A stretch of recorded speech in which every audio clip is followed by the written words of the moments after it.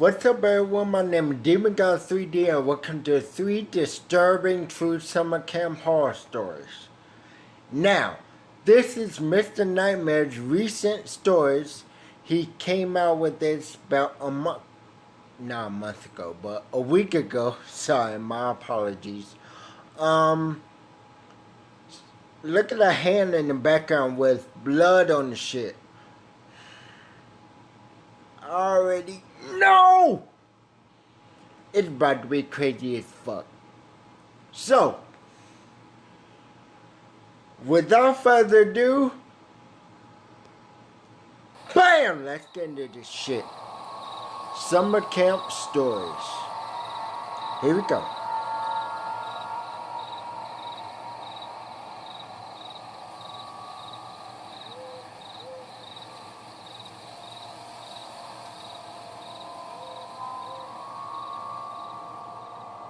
In 2010, I went to a summer camp called Camp Ernst that my parents signed me up for.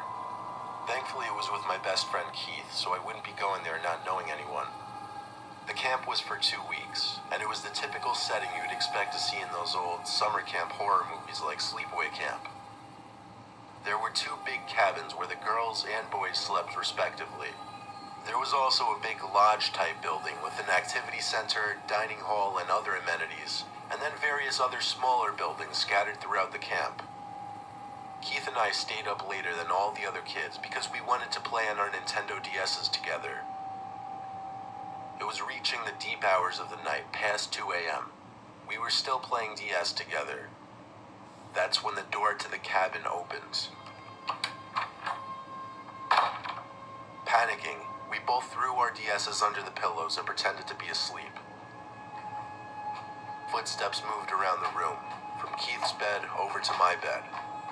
Then the footsteps stopped at my bed, and for a short moment, I felt the ever-so-soft feeling of someone breathing down my neck.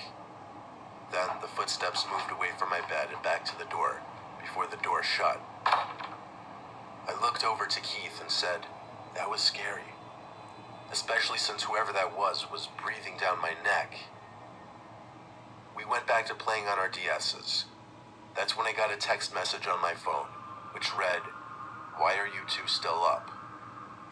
Those of us who had cell phones were given a list of phone numbers of the camp counselors who we should call if something were to happen.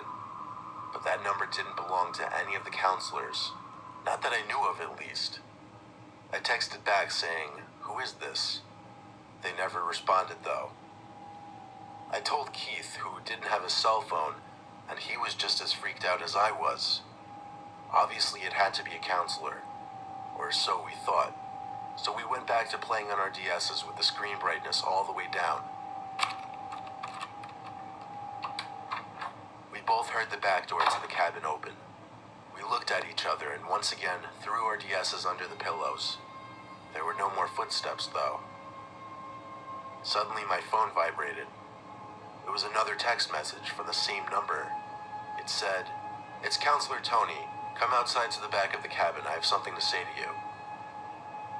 I told Keith, and he said it sounded way too suspicious. Then Yes, we it both sure wondered if does. whoever this Tony person was the one who just opened the back door.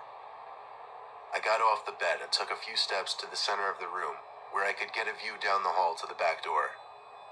There was no one in sight, so I walked down the hall a little bit. Keith didn't approve. When I got closer to the back screen door of the cabin, I realized there was a little section of wall that caved in, and in that little opening, there was someone hiding. I got a little closer and realized it was not a camp counselor, but some really old, creepy-looking man who was about the same height as me. I ran back to my bed screaming help, waking everybody up. It was at that moment that I heard the back door slam shut. A camp counselor came rushing inside through the front door, and I told everybody what just happened. The counselors went around the whole campsite, searching the perimeter for anyone matching the description I gave.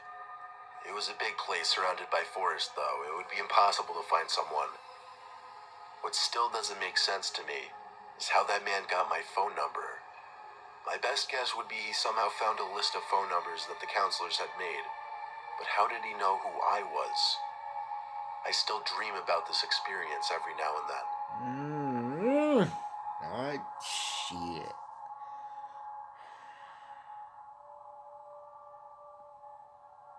I was just 13. It was my first and last year at a teenager summer camp, which was basically a traditional summer camp for teens aged 13 to 16. The place had some history, though.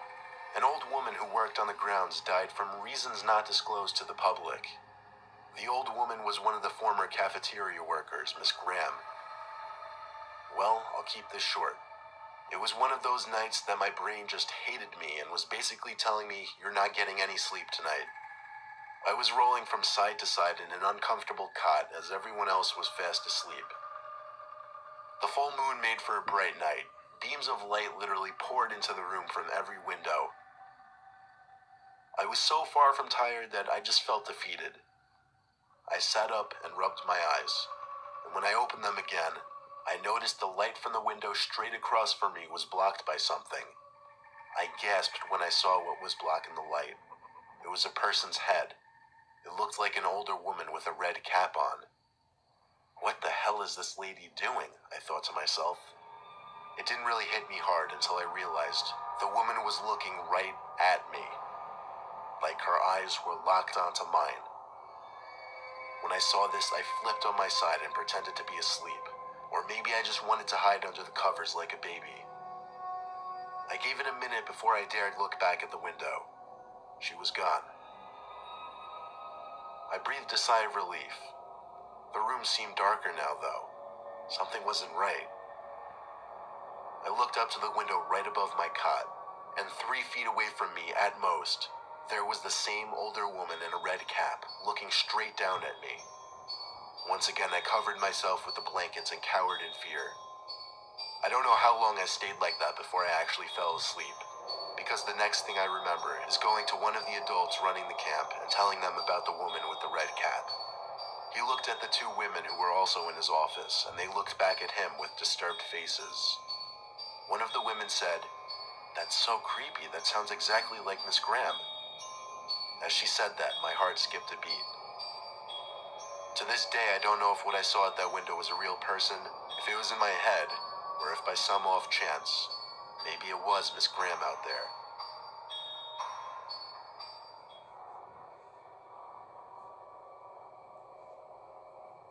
I'll never forget the time I went to a sleepaway camp in Pennsylvania.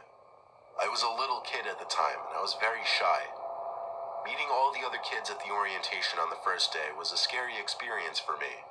I'd rather be home playing Super Nintendo or something. Some of the other kids made friends pretty quickly. I thought I wasn't going to make any friends, but luckily some really outgoing kids started talking to me early on. I can't for the life of me remember his name though, so I'll call him Mike. Mike was a short blonde kid who always wore a Yankees hat. I thought he was the coolest kid at the time, but looking back now, I realize he's probably one of those kids who turned into a punk troublemaker in high school.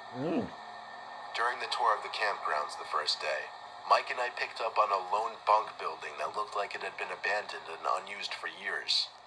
We asked one of the counselors what happened. He said he had no idea it was his first week working there. All he knew was that it hadn't been used for years.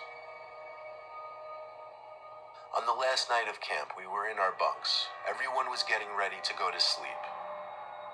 Mike came up to me and whispered something in my ear.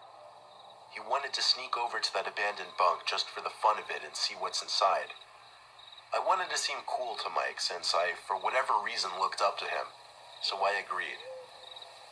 When everyone was asleep, we went outside and kept close to the bunk. We waited until the lights in the counselors' bunks were out, which wasn't long since it was already late. Then we ran down the pavement leading through the counselors' bunks towards the abandoned bunk building. My heart was racing the whole time. I wasn't built to be doing mischievous things like this, not at that age at least. Mike led the way until we were by the door of the abandoned bunk. The front door was boarded up, which is one of the reasons why it caught our attention initially anyway. So we had to go through one of the windows, which, wouldn't you know it, there was one that was completely busted open already. We climbed into the abandoned bunk. Now these buildings were pretty big. They weren't little shacks like you might be picturing. Each bunk had room for at least 10 campers. This one was no exception. Mike and I stood in the dark bunk. It was kind of cold in there. We had our arms out in front of us to make sure we didn't walk into anything. I walked into a bunk bed numerous times, and I heard Mike doing the same. I stopped to listen to what Mike was doing, and I heard bouncing on one of the beds. "Shh, stop messing around," I told him.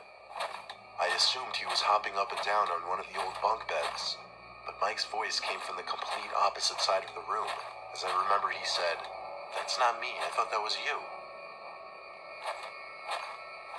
We had nothing to use as a light source, so we were in a pitch black room in a building that hadn't been used for years, and all we heard was the sound of someone bouncing up and down on a squeaky mattress. Needless to say, we freaked out and ran for the window we entered from. It was tiny though, so it took a while to get out. While I was waiting for Mike to get out, the bouncing sound stopped, and there was a loud thump sound. Whoever was bouncing on that bed must have jumped off. I jumped up to the window, and as I crawled through, I felt two hands grab onto my foot and try to pull me back in. But I was already out the window. We ran back to our bunk and locked the door. We contemplated running to the head counselor's bunk to tell them, but we figured we didn't want to get in trouble. Yes, looking back, that was a stupid decision. But we got through the night okay and went home the next day, living to tell the story another day. Yo, the chills are real right now. Chills all up and down my arms, my legs. Well, guys, there you have it. 3 disturbing true summer camp horror stories by Mr. Nightmare.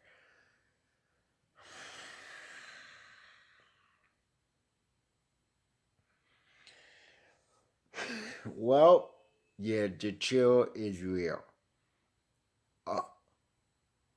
Yeah, 100%. Yeah. Anyway, you guys, if you like this video, make sure to give it a big thumbs up, comment, even maybe share with your friends, loved ones. And I will see you guys in the next video.